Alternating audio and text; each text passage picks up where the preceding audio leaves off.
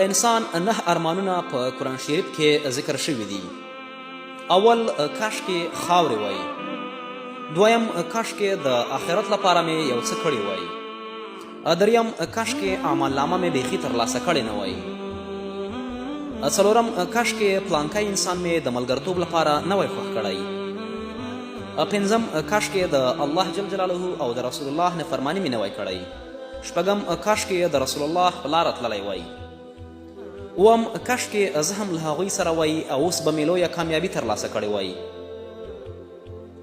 اتم کاشکې د خپل رب سره مې شریک نه وای نیولی،